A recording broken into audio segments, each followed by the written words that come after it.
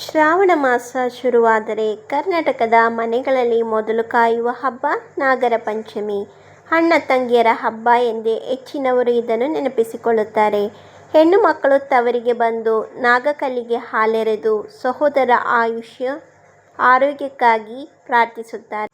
ನಾಗದೇವತೆಯನ್ನು ಸುಬ್ರಹ್ಮಣ್ಯ, ಶೇಷ, ವಾಸುಕಿ ರೂಪ ಪೂಜಿಸಿ ಹಾಲು, ತಂಬಿಟ್ಟು, ಅರಿಶಿನ ಕುಂಕುಮ ಅರ್ಪಿಸುವುದು ಇದರ ಪ್ರಧಾನ ಆಚರಣೆ. ನಾಗರ ಪಂಚಮಿ 2026 ದಿನಾಂಕ. ನಾಗರ ಪಂಚಮಿ ಪ್ರತಿ ವರ್ಷ ಶ್ರಾವಣ ಮಾಸದ ಶುಕ್ಲ ಪಕ್ಷ ಪಂಚಮಿಯೊಂದು ಬರುತ್ತದೆ. 2020ರಲ್ಲಿ ಇದು ಸೋಮವಾರ ಆಗಸ್ಟ್ 17, 2026 ಬರುತ್ತದೆ.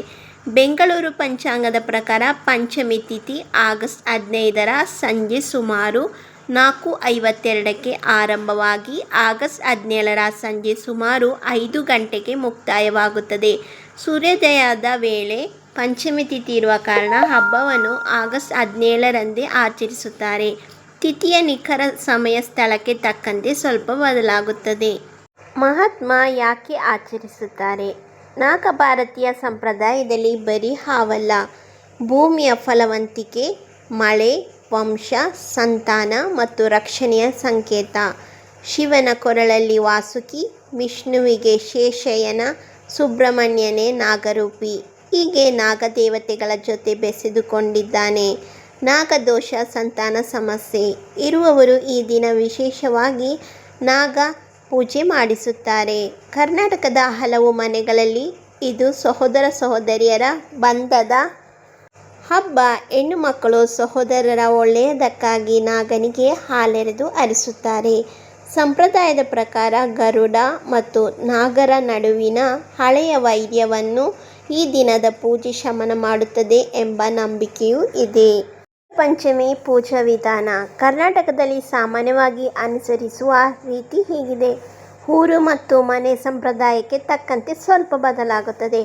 ಬೆಳಿಗ್ಗೆ ಮಂಗಳ ಸ್ನಾನ ಮಾಡಿ ಮನೆಯ ನಾಗಕಲ್ಲು, ಊರ ಹುತ್ತ ಅಥವಾ ಸಮೀಪದ ಸುಬ್ರಹ್ಮಣ್ಯ ನಾಗ ದೇವಾಲಯಕ್ಕೆ ಹೋಗುತ್ತಾರೆ. ಹಲವರು ಆ ದಿನ ಉಪವಾಸ ಇಲ್ಲವೇ ಫಲಾಹಾರ ಮಾಡುತ್ತಾರೆ. ಹಾಲೆರೆಯುವುದು. ನಾಗಕಲ್ಲು ಅಥವಾ ಹುತ್ತಕ್ಕೆ ಹಸಿ ಹಾಲು ಎರೆಯುತ್ತಾರೆ. ಜೊತೆಗೆ ಅರಿಶಿನ ಕುಂಕುಮ, ಗಂಧ, ಹೂವು, ನೆನೆಸಿದ ಕಡಲೆ, ತೆಂಗಿನಕಾಯಿ ಅರ್ಪಿಸುತ್ತಾರೆ. ಪೂಜೆಗೆ ಬಳಸಿದ ಹಾಲನ್ನು ಮನೆಗೆ ತಂದು ಪ್ರಸಾದವಾಗಿ ಹಂಚುವ ಪದ್ಧತಿ ಹಲವೆಡೆ ಇದೆ. ನೈವೇದ್ಯ. ಕರಿಯದ ತಿಂಡಿಗಳೇ ಪ್ರಧಾನ. ತಂಬಿಟ್ಟು, ಕಾಯಿ ಕಡುಬು, ನುಚ್ಚಿನುಂಡೆ, ಹಬೆಯಲ್ಲಿ ಬೇಯಿಸಿದ ಬೇಳೆ ಉಂಡೆ, ಕಡಲೆಬೇಳೆ ಪಾಯಸ, ಚಿಗಿಲಿ, ಎಳ್ಳುಂಡೆ. ಮಲೆನಾಡಿನಲ್ಲಿ ಅರಿಶಿನ ಎಲೆಯ ಪಾತೋಳಿ, ಎರೆಡೆ ಕಡುಬು ವಿಶೇಷ. ಹಬೆಯಲ್ಲಿ ಬೇಯಿಸಿದ ಸಿಹಿ ತಿಂಡಿಗಳೇ ಆ ದಿನ ಆದ್ಯತೆ. ಪೂಜೆಯ ನಂತರ ಹೆಣ್ಣು ಮಕ್ಕಳು ಸಹೋದರರಿಗೆ ತಿಲಕವಿಟ್ಟು ಅವರ ಬೆನ್ನಿಗೆ ಹಾಲು ತುಪ್ಪ ಸವರಿ ಆಯುಷ್ಯ ಹಾರೈಸುವ ಆಚರಣೆ ಹಲವು ಮನೆಗಳಲ್ಲಿ ಉಂಟು. ನಾಗಪೂಜೆಗೆ ಇನ್ನಷ್ಟು ಆಳವಾಗಿ ಹೋಗಲು ಇಷ್ಟಪಡುವವರು ನಾಗರಾಜ ಅಷ್ಟೋತ್ತರ ಶತನಾಮಾವಳಿ ಅಥವಾ ಶ್ರೀ ನಾಗದೇವತಾ ಅಷ್ಟೋತ್ತರ ಶತನಾಮಾವಳಿ ಪಠಿಸಬಹುದು. ಇವು ನಾಗದೇವತೆಯ 108 ನಾಮಗಳ ಪೂಜೆಗೆ ಸೂಕ್ತ. ನಾಗರ ಪಂಚಮಿ ಕಥೆ. ನಾಗರ ಪಂಚಮಿಯ ಜೊತೆ ಸಾಮಾನ್ಯವಾಗಿ ಜೋಡಿಸುವ ಕಥೆ ಶ್ರೀಕೃಷ್ಣ ಕಾಳಿಂಗನದು.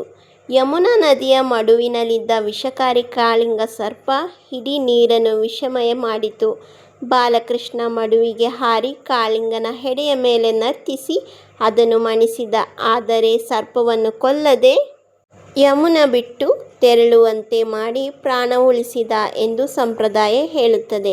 ಆ ಗೆಲುವಿನ ದಿನವೇ ನಾಗರ ಪಂಚಮಿ ಎಂದು ಹಲವರು ನಂಬುತ್ತಾರೆ.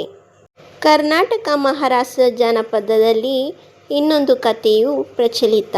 ಒಬ್ಬ ರೈತ ಹೊಲ ಉಳುವಾಗ ಗೊತ್ತಿಲ್ಲದೆ ನಾಗನ ಮರಿಗಳನ್ನು ನೇಗಿಲಿನಿಂದ ಕೊಂದು ಬಿಡುತ್ತಾನೆ. ಕೋಪಗೊಂಡ ತಾಯಿ ನಾಗ ಆ ಕುಟುಂಬವನ್ನು ಕಚ್ಚುತ್ತದೆ. ಬದುಕುಳಿದ ಮಗಳ ಶ್ರದ್ಧೆ ಪ್ರಾರ್ಥನೆಗೆ ಮೆಚ್ಚಿ ನಾಗ ಕರಗಿ ಕುಟುಂಬಕ್ಕೆ ಮತ್ತೆ ಜೀವ ಮರಳಿಸುತ್ತದೆ. ಇದೇ ಕಾರಣಕ್ಕೆ ಆ ದಿನ ಭೂಮಿ ಅಗೆಯುವುದನ್ನು ಮತ್ತು ನೇಗಿಲು ಹೂಡುವುದನ್ನು ತಪ್ಪಿಸುತ್ತಾರೆ ಎಂಬ ನಂಬಿಕೆ ಜನಪದದಲ್ಲಿ ಬೇರೂರಿದೆ. ಆ ದಿನ ಪಾಲಿಸುವ ಆಚರಣೆಗಳು. ನಾಗ ಭೂಮಿಯ ಒಡೆಯ ಎಂಬ ಭಾವದಿಂದ ನಾಗರ ಪಂಚಮಿಯಂದು ಸಾಮಾನ್ಯವಾಗಿ ಕೆಲವು ಕೆಲಸಗಳನ್ನು ಮಾಡುವುದಿಲ್ಲ. ಭೂಮಿ ಅಗೆಯುವುದು, ನೇಗಿಲು ಹೂಡುವುದು, ತರಕಾರಿ ಹೆಚ್ಚುವುದು, ಕೊಯ್ಯುವುದು, ಎಣ್ಣೆಯಲ್ಲಿ ಕರಿಯುವುದು ಮತ್ತು ಹೊಲಿಯುವುದು. ಭೂಮಿಯೊಳಗೆ ಇರಬಹುದಾದ ಹಾವುಗಳಿಗೆ ತೊಂದರೆ ಆಗಬಾರದು ಎಂಬುದು ಇದರ ಹಿಂದಿನ ಭಾವ. ಕರಿದ ತಿಂಡಿ ಬಿಟ್ಟು ಹಬೆಯಲ್ಲಿ ಬೇಯಿಸಿದ ಪದಾರ್ಥಗಳನ್ನೇ ಮಾಡುವುದು ಸಹ ಇದೇ ಕಾರಣಕ್ಕೆ. ಇವು ಪ್ರಾದೇಶಿಕ ಕೌಟುಂಬಿಕ ಆಚರಣೆಗಳು. ಎಲ್ಲ ಮನೆಯಲ್ಲೂ ಒಂದೇ ರೀತಿ ಇರಬೇಕೆಂದಿಲ್ಲ. ಸಂಬಂಧಿತ ಹಬ್ಬಗಳು ಮತ್ತು ಸ್ತೋತ್ರಗಳು. ಶ್ರಾವಣ ಮಾಸದ ಇತರ ಹಬ್ಬಗಳ ದಿನಾಂಕಗಳಿಗೆ ಹಬ್ಬಗಳ ಕ್ಯಾಲೆಂಡರ್ನ ನೋಡಿ. ನಾಗಪೂಜೆಗೆ ನಾಗರಾಜ ಅಷ್ಟೋತ್ತರ, ಶತನಾಮಾವಳಿ ಮತ್ತು ಶ್ರೀನಾಗ ದೇವತಾ ಅಷ್ಟೋತ್ತರ, ಶತನಾಮಾವಳಿ ಪಠಿಸಬಹುದು.